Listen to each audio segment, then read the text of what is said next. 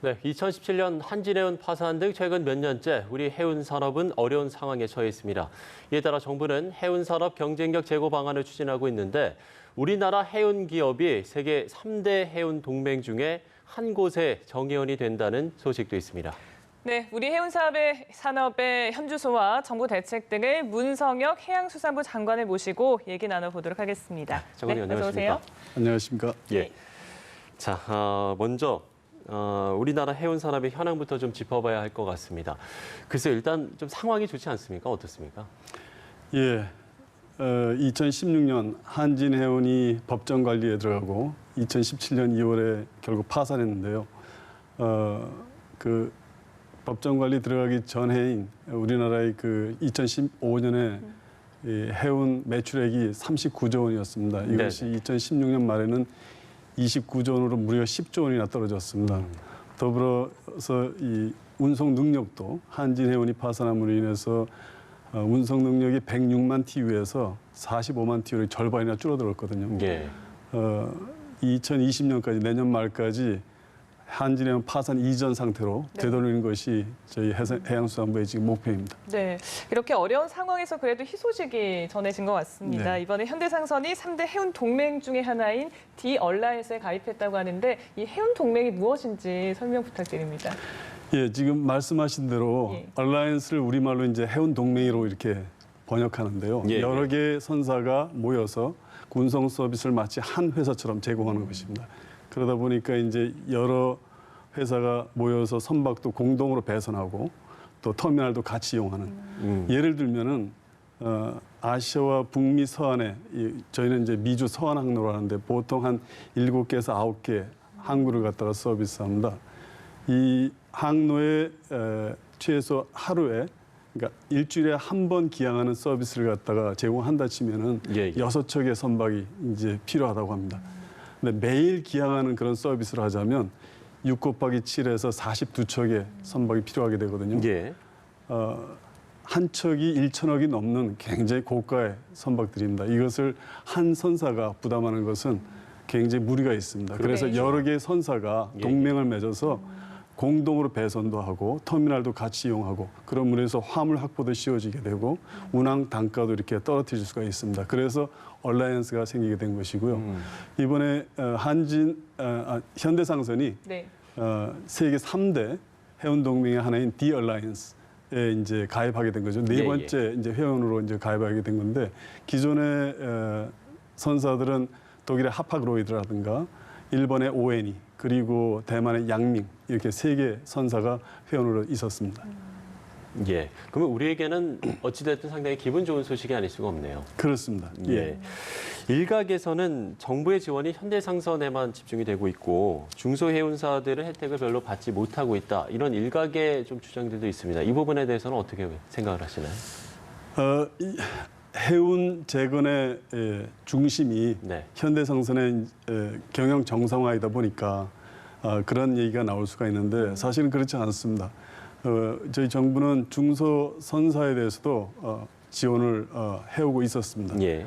사실 세계 3대 항로라고 할 수 있는 미주 항로, 대서양 항로, 그리고 구주 항로 이 외에도 아시아 영내 항로라는 게 있는데 제일 규모가 큽니다, 사실은. 예. 이 중소선사들이 주로 이 아시아 영내 항로에 투입되고 있는데 그래서 정부는 이들 중소선사에 대해서 선박 확보라든가 또 일시적 경영 위기를, 유동성 위기를 겪을 때 다각도로 지원해 왔습니다. 지난 4월, 작년 4월 해운 재건 프로그램이 시작된 이후로 지금까지 약 1조 원 가까운 돈을 지원해 왔고요. 금융 지원 형태로 말이죠. 그리고 앞으로도 정부는 계속 지원을 강화해 나갈 예정입니다. 네. 자, 이번에는 저희가 또 미세먼지 얘기를 해보려고 하는데요. 국내에서 발생하는 미세먼지가 한 해 16만 톤 정도라고 하고 항만 미세먼지가 10% 정도를 차지할 정도로 무시할 수 없는 수준이라고 합니다. 예. 그래서 해수부에서도 또 미세먼지 저감 대책을 내놓고 있다고 들었는데 어떤 대책인지 또 이게 효과가 있는지 궁금해요. 예, 지난주에 저희 해양수산부는 항만 선박 분야 미세먼지 저감 강화 방안을 미세먼지 대책 특별위원회에 제출해서 심의를 했고 확정을 했습니다. 예. 그 강화 방안에 의하면 내년 1월부터 선박 연료유의 황함유량을 3.5%에서 0.5%로 강화할 예정입니다.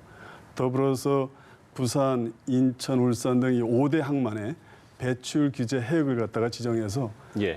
더 강화된 이 황함유량 0.1%를 갖다가 지정해서 내년 9월부터 네.